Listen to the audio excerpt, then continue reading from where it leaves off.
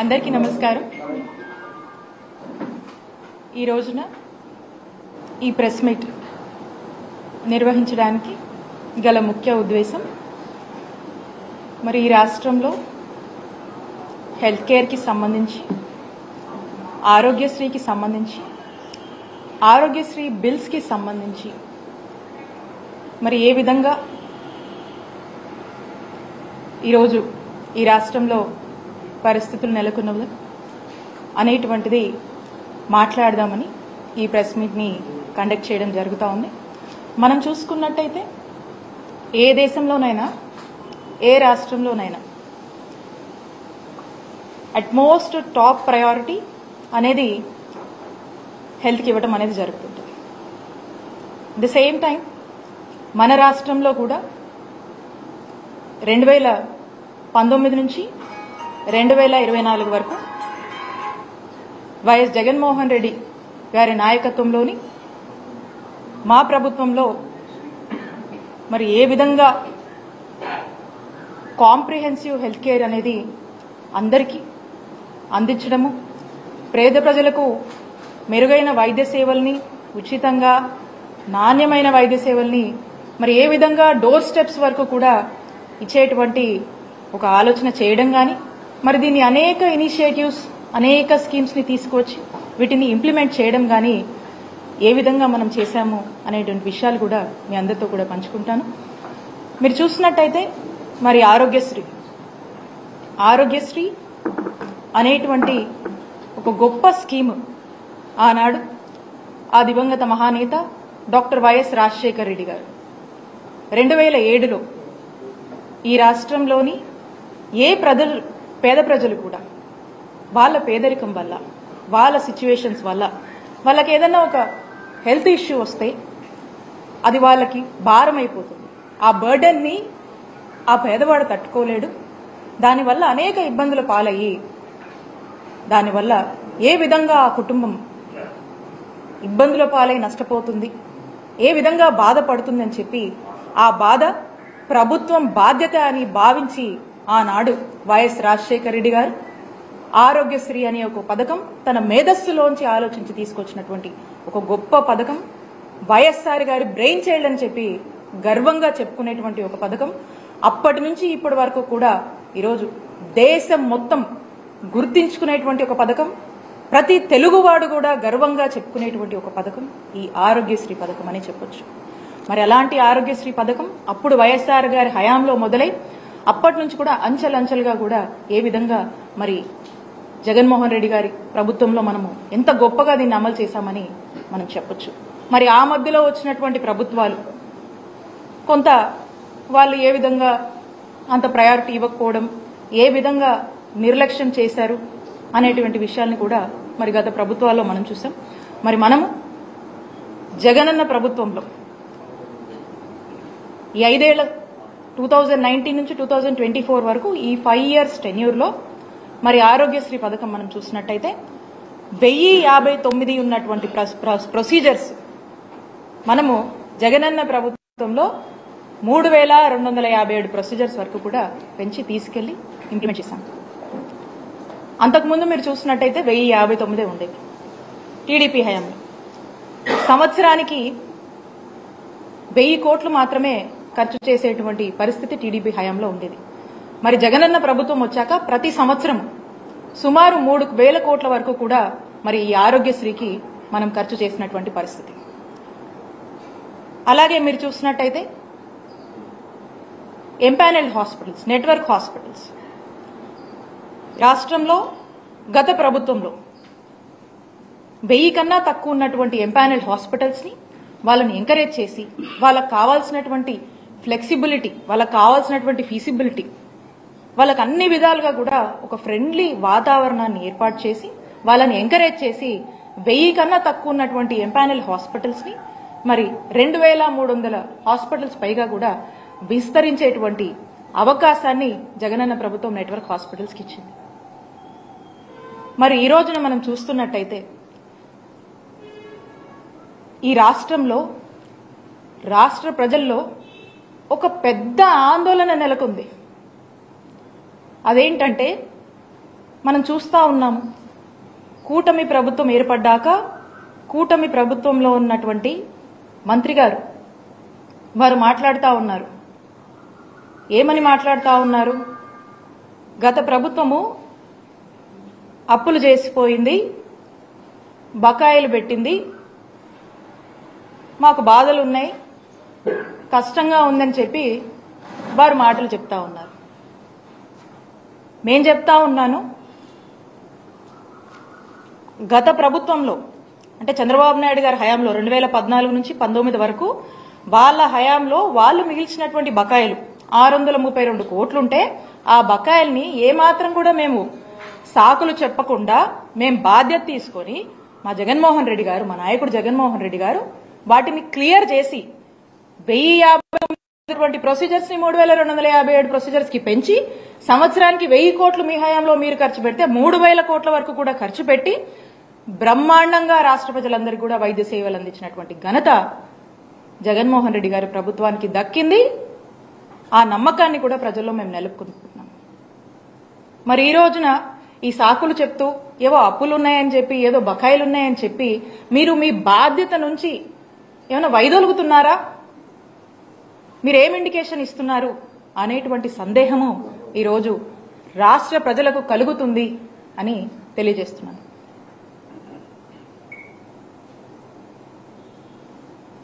ఈ రోజున మీరు చూసినట్టయితే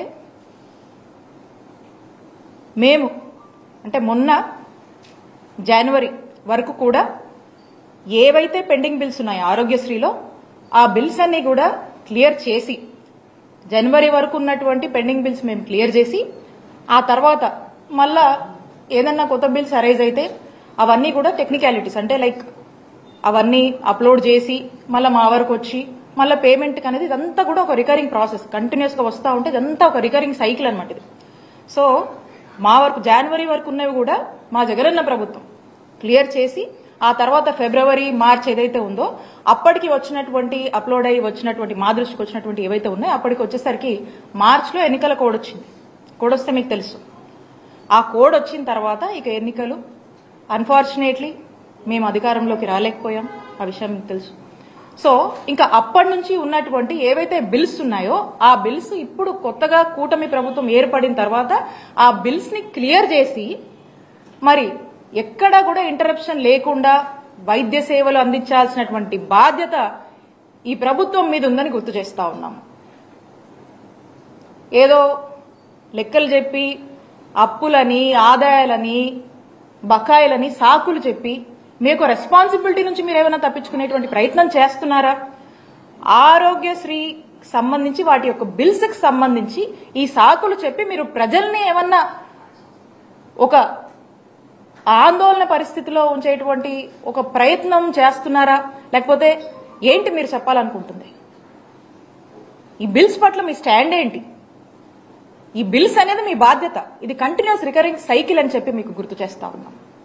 అలాగే ఇక స్థానిక ఎంపీ గారు, యూనియన్ మినిస్టర్ గారు మొన్న వారు మాట్లాడుతూ ఉన్నారు. ఏమని మాట్లాడుతూ ఉన్నారు? ఆరోగ్యశ్రీకి డబ్బులు లేవని, పేషెంట్లకు వైద్యం అందించలేమని, నెట్వర్క్ హాస్పిటల్కి డబ్బులు ఇవ్వలేమని, అందరూ ఆయుష్మాన్ భారత్ కార్డులు తీసుకోవాలని చెప్పి వారు మాట్లాడుతూ ఉన్నారు. అసలు ఇక్కడ నాకు ఒక అనుమానం అనిపిస్తా ఉంది. కూటమి ప్రభుత్వంలోని ముఖ్యమంత్రి చంద్రబాబు నాయుడు గారు ఏమైనా వారి మనస్సులో ఉన్నటువంటి మాటల్ని మరి ఈ మంత్రుల ద్వారా ఏమన్నా ఎక్స్ప్రెస్ చేయిస్తున్నారా అనేటువంటి అనుమానం కూడా మాకు కలుగుతా ఉంది. ఏమని? హెల్త్ వాళ్ళకంత ప్రయారిటీ కాదని, మరి ఆరోగ్యశ్రీని ఏమైనా వైండప్ చేస్తున్నారనేటువంటి ఒక అనుమానం కూడా మనకు కలుగుతా ఉంది. ఆయుష్మాన్ భారత్ కార్డ్స్ వాళ్ళకున్నటువంటి టెక్నికాలిటీస్ కావచ్చు, వాళ్ళు మనకు ఇస్తున్నటువంటి దీని ప్రకారం మనం చూస్తున్నట్టయితే 60 లక్షల మంది కుటుంబాలకు ఆయుష్మాన్ భారత్ కార్డు వర్తిస్తుంది మన రాష్ట్రంలో. ఆరోగ్యశ్రీ మీరు చూసినట్టయితే ఆరోగ్యశ్రీలో 1,42,00,000 కుటుంబాలకు ఈరోజు ఆరోగ్యశ్రీ మన రాష్ట్రంలో వర్తిస్తుంది. అంటే 90% of the families in the state of Andhra Pradesh కి ఆరోగ్యశ్రీ అనేది వర్తిస్తుంది.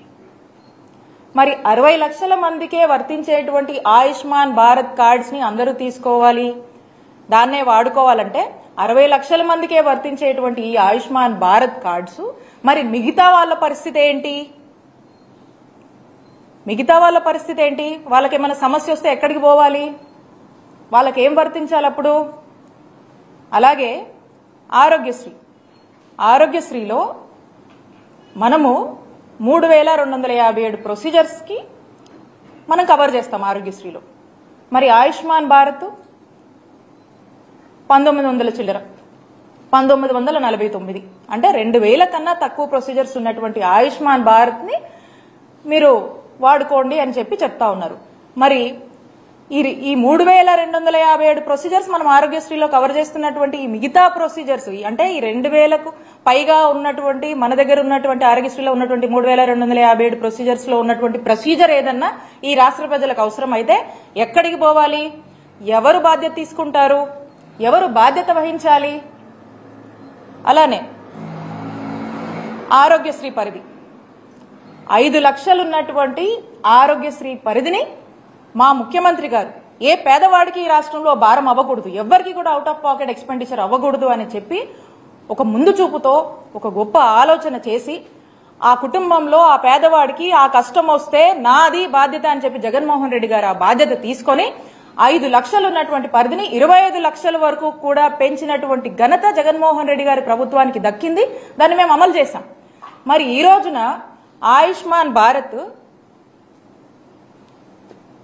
మీరు చూసినట్టయితే 5 లక్షల వరకే ఇస్తుంది లిమిట్. మరి ఏదైనా ఒక ప్రజలకి ఆ ప్రొసీజర్ కి లిమిట్ ఎక్సీడ్ అయితే 5 లక్షల కన్నా మించి ఎక్సీడ్ అయితే ఎక్కడికి పోవాలి? ఎవరిని అడగాలి? ఎవరు బాధ్యత తీసుకుంటారు?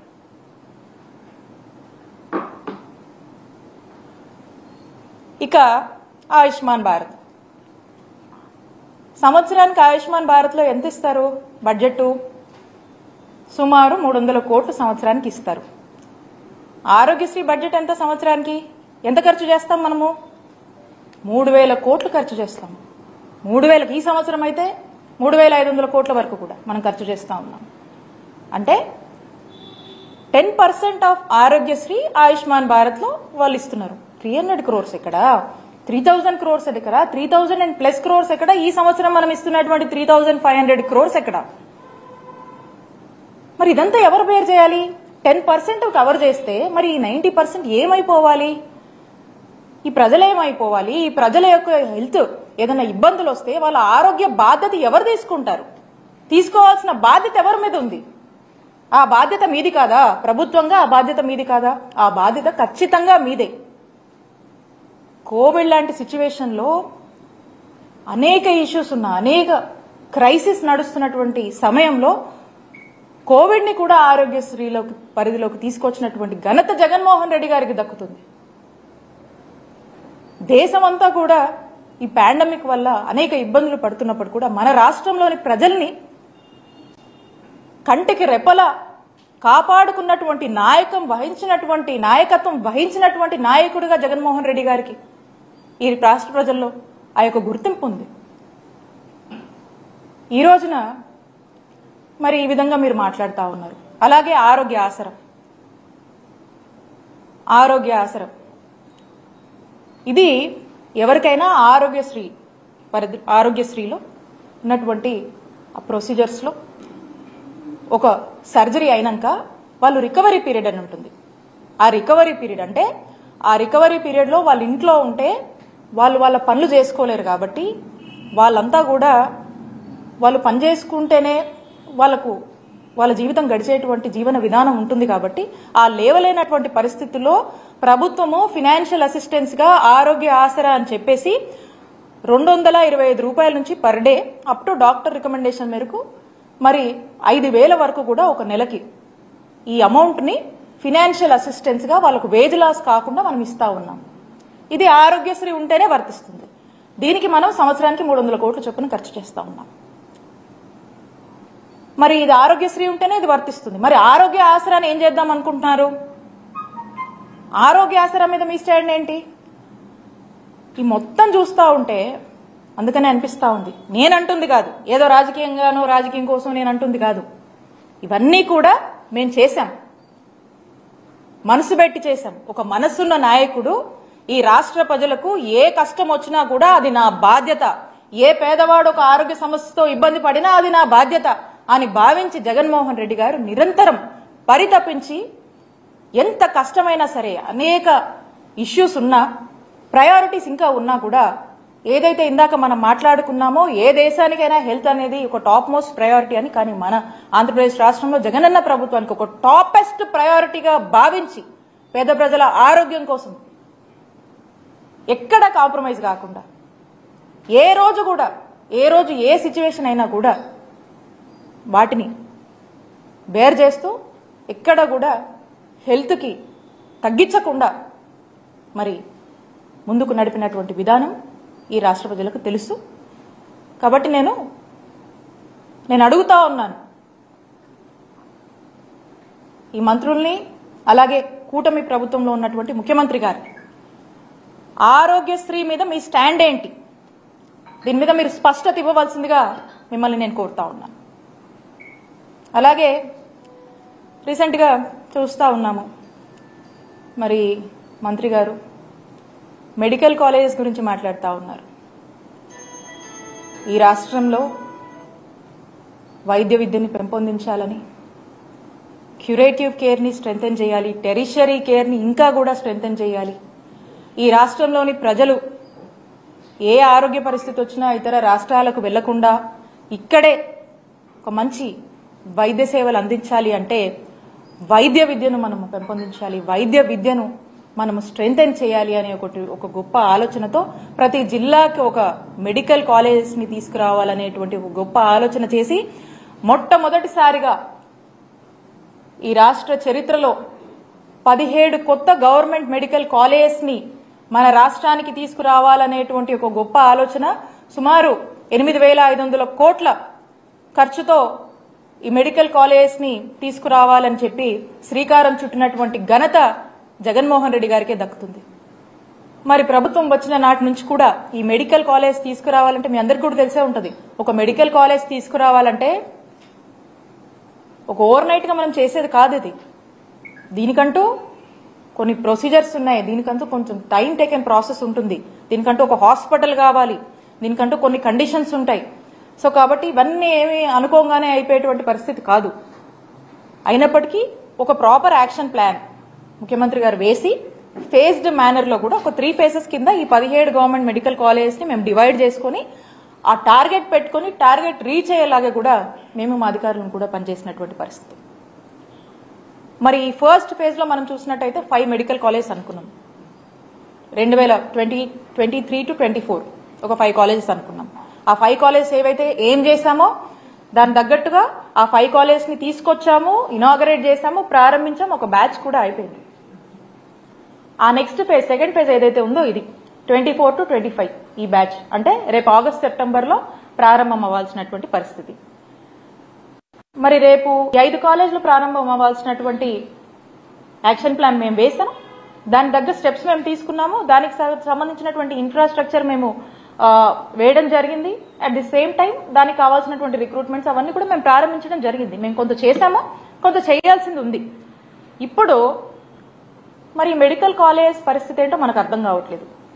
ఈ ఫేజ్ కి రావాల్సినటువంటి రేపు ప్రారంభం కావాల్సినటువంటి ఈ 5 మెడికల్ కాలేజెస్ల పరిస్థితి ఏంటి, దానిపై మీ స్టాండ్ ఏంటి మనకు తెలియట్లేదు.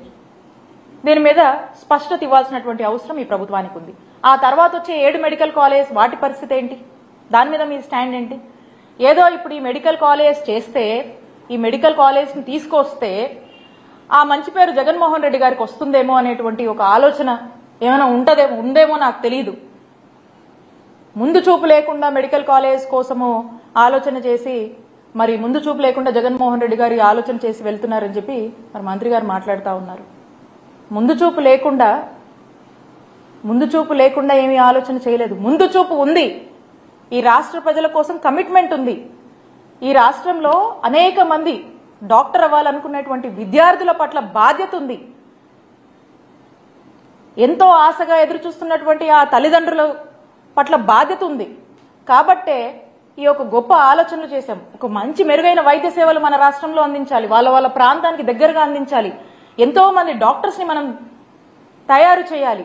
ఏదో మన రాష్ట్రానికే కాదు, మన దేశానికి, ఇతర దేశాలకు కూడా ఈ డాక్టర్లు సేవ చేయాలి అనేటువంటి ఒక గొప్ప ఆలోచనతో మనం ఇక్కడ డాక్టర్లని తయారు చేయాలి అనేటువంటి ఆలోచనతో ఒక మెడికల్ కాలేజ్ పెడితే ఒక డాక్టర్సే కాదండి, అనేక బెనిఫిట్స్ ఉంటాయి. ఆ ప్రాంతంలో మంచి వైద్య సేవలు అందించవచ్చు, ఆ ప్రాంతంలో ఎంప్లాయ్మెంట్ ఆపర్చునిటీస్ వస్తాయి, ఆ ప్రాంతం అభివృద్ధి చెందుతుంది. ఇలాంటి ఒక గొప్ప ఆలోచనతో మన ముఖ్యమంత్రి గారు ఆ రోజున జగన్మోహన్ రెడ్డి గారు అడుగులు వేస్తే మరి ముందు చూపు లేదు, ఎట్లా పడితే అట్లా చేశారు అని చెప్పి మాట్లాడుతూ ఉన్నారు. ఇక్కడ మరి మీరు ఎందుకు చేయలేకపోతా ఉన్నారు? మీ ప్రయారిటీ ఏంటి? మీ ప్రయారిటీ ఇది కాదా? ఇప్పటికి కూడా మాకు అర్థం కావట్లేదు. ఈ కాలేజ్ స్టేటస్ ఏంటి, దీని మీద మీ యాక్షన్ ప్లాన్ ఏంటి అనేది ఈ ప్రభుత్వాన్ని స్పష్టత ఇవ్వవలసిందిగా మేము కోరుతా ఉన్నాము. అలానే లాస్ట్ ఇయర్ కేంద్రము ఒక పబ్లిక్ నోటీస్ ఇచ్చింది. ఏమనంటే ఒక లిమిట్ అనేది ఒక 10 లక్షల జనాభాకి ఒక 100 సీట్లే ఉండాలి అని చెప్పి ఒక నోటీస్ ఇచ్చింది. ఆ నోటీస్ ఇచ్చినప్పుడు అప్పటికే మనము ఈ మెడికల్ కాలేజ్ గురించి మనం ప్రభుత్వంలోకి వచ్చినప్పటి నాటి నుంచి ఆలోచన చేసి దీనికంటూ కొంత ఇన్ఫ్రాస్ట్రక్చర్ చేసి దీనికి సంబంధించినటువంటి పనులన్నీ కూడా మనం ప్రారంభించున్నాం. మరి లాస్ట్ ఇయర్ ఈ నోటీస్ వచ్చినప్పుడు మా ముఖ్యమంత్రి గారు జగన్మోహన్ రెడ్డి గారి ఆదేశాల మేరకు వెళ్లి కేంద్ర మంత్రిని కలిసి మా స్టేట్ పరిస్థితి, మా స్టేట్ లో మేము పలానా ఆలోచన చేసి 17 మెడికల్ కాలేజ్ ని తీసుకురావాలి, ప్రభుత్వ మెడికల్ కాలేజ్ తీసుకురావాలని ఒక ఆలోచన చేశాము, దీనికి సర్టెన్ ఇన్ఫ్రాస్ట్రక్చర్ కూడా లేజేసి ఇంత మేము ఇచ్చేసాము అని చెప్పి మన స్టేట్ నీడ్స్ ఎక్స్ప్రెస్ చేస్తే అప్పట్లో ఉన్నటువంటి యూనియన్ మినిస్టర్ మన్సుఖ్ మాండవ్య గారు ఎంబటే స్పందించి మన స్టేట్ యొక్క నీడ్స్ ని గుర్తించి మనకు సపోర్టివ్ గా ఉండేందుకు ఇమీడియట్ గా కూడా ఒక 1 year పాటు ఆ కండిషన్ ని రిలాక్సేషన్ ఇచ్చారు. ఆ రిలాక్సేషన్ ఇచ్చిన నాటికి ఆల్రెడీ మనం ఒక బ్యాచ్ కూడా మనది స్టార్ట్ అయిపోయింది. అంటే 5 కాలేజ్ మనం ప్రారంభించాం, స్టార్ట్ అయిపోయింది. ఈ నెక్స్ట్ కాలేజ్ కోసం మనం రిలాక్సేషన్ కూడా తెచ్చుకున్నాం. అండ్ దీనికి సంబంధించి కొంత హార్డ్ వర్క్ మనం చేస్తున్నాము. సో కాబట్టి ఇంకా ఎందుకు ముందుకు వెళ్ళట్లేదు? ఎక్కడ డిలే ఉంది? ఎక్కడ ప్రాబ్లం వచ్చింది? దాన్ని ఇమీడియట్ గా కంప్లీట్ చేయాల్సినటువంటి బాధ్యత మీ మీద ఉందని గుర్తు చేస్తున్నాం. ఎంతో మంది ఆశగా విద్యార్థులు, తల్లిదండ్రులు ఎదురు చూస్తా ఉన్నారు. సో కాబట్టి వాళ్ళందరికీ కూడా ఈరోజు మనం సమాధానం ఇవ్వాల్సినటువంటి బాధ్యత ప్రభుత్వంగా మీ మీద ఉందని చెప్పి గుర్తు చేస్తూ మీ అందరినీ కూడా మేము ఒకటే, ఈ ప్రభుత్వాన్ని ఒక సరైన స్పష్టత ఈ మెడికల్ కాలేజ్ మీద ఇవ్వమని మేము రిక్వెస్ట్ చేస్తా ఉన్నాం. అలాగే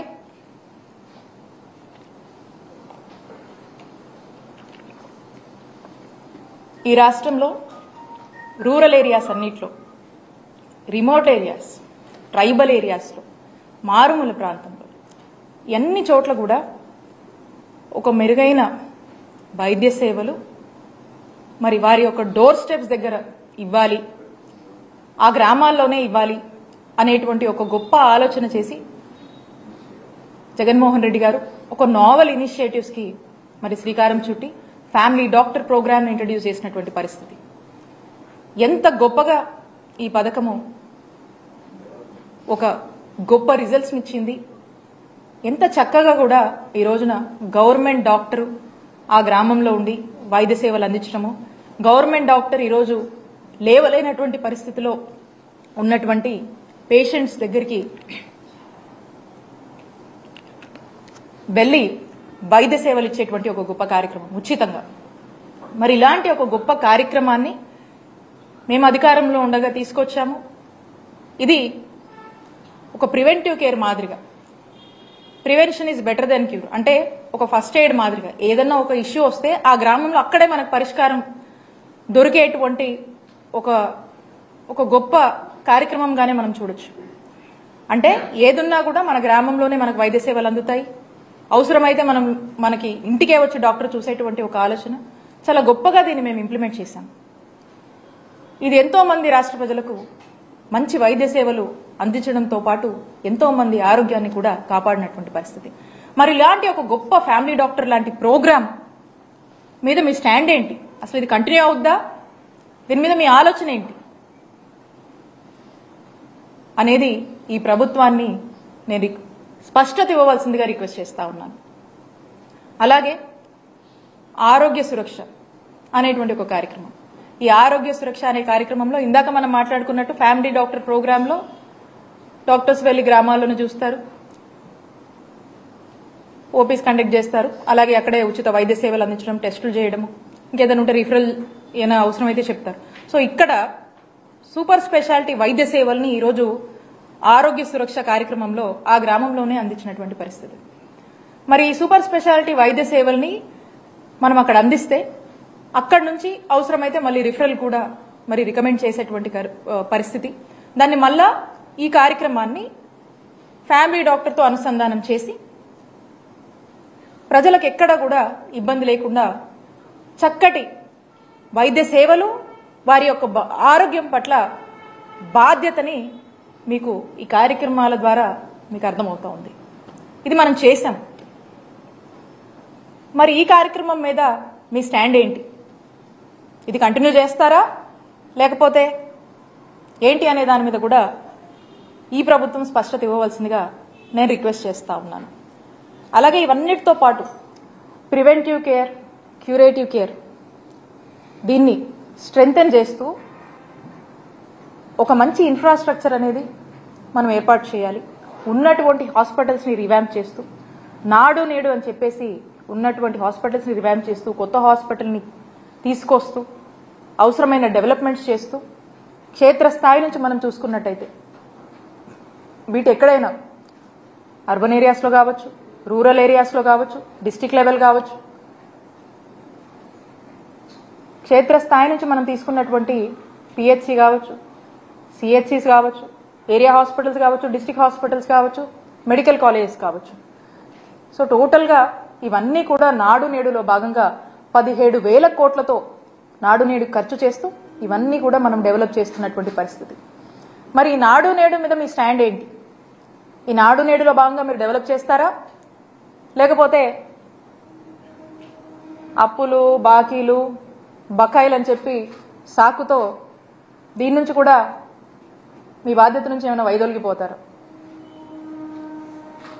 సో మీ ప్రయారిటీస్ ఏంటి, మీ యాక్షన్ ప్లాన్ ఏంటి, ఇవన్నీ కంటిన్యూ అవుతాయా లేదా అనేటువంటి ఒక స్పష్టతని, మీ స్టాండ్ ఏంటి అనే దాని మీద నేను కూటమి ప్రభుత్వంలో ఉన్నటువంటి ముఖ్యమంత్రి చంద్రబాబు నాయుడు గారిని అలాగే ఈ మంత్రి గారిని కూడా సమాధానం చెప్పవలసిందిగా, ప్రజలకు స్పష్టత ఇవ్వవలసిందిగా నేను కోరుతా ఉన్నాను. మేము ఒక్కటే చెప్తా ఉన్నాను, ఈ కార్యక్రమాలన్నీ మా నాయకుడు జగన్మోహన్ రెడ్డి గారి నాయకత్వంలోని మా ప్రభుత్వంలో మేము మా సాయశక్తుల బెస్ట్ ఆఫ్ అవర్ ఎబిలిటీ అనేక సార్లు రివ్యూలు చేసుకొని, అనేక సార్లు ఇంకేం చేయాలి, ఇంకేం చేస్తే బాగుంటుంది అని చెప్పేసి అనేక రివ్యూలు కండక్ట్ చేసుకొని 1-2 సార్లు ఏదైనా ఒక స్కీమ్ ఇంప్లిమెంటేషన్కి వెళ్తుందంటే 1-2 సార్లు చెక్ చేసుకొని దాని ఇమీడియట్ గా ఏదైనా లూప్స్ ఉన్నా, ఏదైనా ఫ్లాస్ వచ్చినా కూడా వాటిని రెక్టిఫై చేస్తూ, దానికి ఎంత బడ్జెట్ అవసరమైనా కూడా ఏమైనా సరే ఎక్కడ కూడా వెనకాడకుండా, ప్రజలకు ఎక్కడంటి అసౌకర్యం కానీ ఇబ్బంది కలగకుండా మేము ఎంత కష్టమైనా కూడా ముందుకు వెళ్లి ఇవన్నీ కూడా ఇంప్లిమెంట్ చేశాము. ఇదంతా కూడా ఒక రికరింగ్ సైకిల్, ఇదంతా కూడా ఒక రికరింగ్ ప్రాసెస్. సో కాబట్టి ప్రభుత్వంగా ఎప్పుడూ కూడా మా హయాంలో మేము ఎప్పుడు ఈ బాధ్యత నుంచి మేము ఎప్పుడూ కూడా ఇది మాదే ఈ బాధ్యత, ఇది మా టాపెస్ట్ ప్రయారిటీ, హెల్త్ మా టాపెస్ట్ ప్రయారిటీ, ఈ బాధ్యత మాది అని చెప్పి చాలా బాధ్యతగా భావించి మేమంతా కూడా చాలా బాధ్యతగా నడిపాము. మీరు కూడా ఇంకా ఈ సాకులతో వెళ్తే మనం ఏ స్పియర్లోనూ కూడా ముందుకు వెళ్ళలేము. కాబట్టి ఈ సాకులు కాకుండా ఇంకా బెటర్గా మీరు చేస్తే బాగుంటుందని కోరుకుంటూ, అలాగే ఈ అన్నిటి మీద కూడా మీరు మీ స్టాండ్ ఏంటో అని ఒక స్పష్టత ఈ ప్రభుత్వం ఇవ్వవలసిందిగా ప్రజల పక్షాన మేము కోరుతున్నాము. మేము ఒకటే చెప్తా ఉన్నాము, మేము మా నాయకుడు వైఎస్ జగన్మోహన్ రెడ్డి గారి నాయకత్వంలోని మేమంతా కూడా ప్రజలకు ఏ అవసరం వచ్చినా, ఏ విషయంలో అండగా ఉండాలన్నా కూడా మేము అధికారంలో ఉన్నా, మేము అధికారంలో లేకపోయినా కానీ ప్రజలతోనే ఉంటాము, ప్రజల పక్షానే నిలబడతాము, ప్రజల కోసం పోరాడతామని చెప్పి తెలియజేసుకుంటూ సెలవు తీసుకుంటున్నాను. Thank you. మేడం, మీరు ఇన్ఫ్రాస్ట్రక్చర్ అనేది సరిగా ఏర్పాటు చేయకపోవడం వల్లే ఈ రోజు అడ్మిషన్స్ చేయడానికి ఎన్ఎంసీ పర్మిషన్ ఇవ్వలేదు అనేది మంత్రి గారు చెప్తా ఉన్నారు. అలాగే టీచింగ్ ఫ్యాకల్టీ కూడా తగినంతగా మెడికల్ కాలేజీలో లేవు కాబట్టి ఇప్పటికి అడ్మిషన్స్ విషయంలో అయితే మాత్రం ఎన్ఎంసీ పర్మిషన్ ఇచ్చే విధంగా లేదు అనేది మంత్రి గారు చెప్తా ఉన్నారు. దీని మీద మీరే అంటారు? నేను ఇందాక నా మాటల్లో కూడా మీకు స్పష్టంగా చెప్పాను. మేము కొంత ఈ మెడికల్ కాలేజ్ కోసము కొంత యాక్టివిటీ చేశాము. మా యాక్షన్ ప్లాన్ లో భాగంగా ఏదైతే ఫేజ్ 2కు సంబంధించినటువంటి మెడికల్ కాలేజ్ ఉన్నా దానికి సంబంధించినటువంటి కొంత రిక్రూట్మెంట్ మేము ఉండగానే కంప్లీట్ చేశాము. కొంత ఇన్ఫ్రాస్ట్రక్చర్ మేము డెవలప్ చేశాము. ఇప్పుడు ఇంకా కొంత చేయాల్సింది ఉంది. ఆ చేయాల్సిన దాని మీద ఏమైంది, దాని మీద మీ యాక్షన్ ప్లాన్ ఏంటి, ఈ పాటికి అయిపోయి ఉండాల్సింది. మరి దానికి గల కారణాలు ఏంటి, దాని మీద మీ స్టాండ్ ఏంటి, అసలు మెడికల్ కాలేజ్ మీద మీ స్టాండ్ ఏంటనే ఒక స్పష్టత ఇవ్వవలసిందిగా మేము కోరుతా ఉన్నాము. 0 వేకెన్సీ పాలసీ పెట్టుకుని దేశానికి ఆదర్శంగా రిక్రూట్మెంట్స్ చేసినటువంటి ఘనత జగనన్న ప్రభుత్వానికి దక్కింది.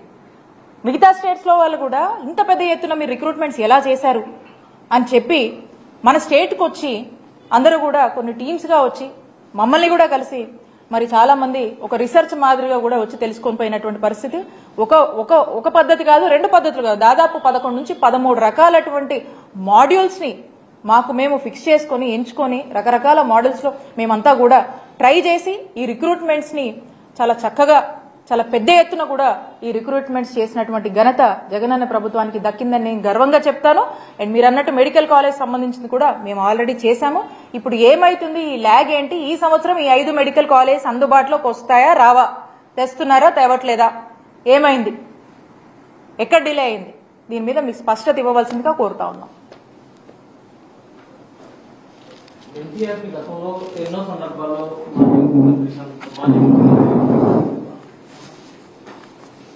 Thank you.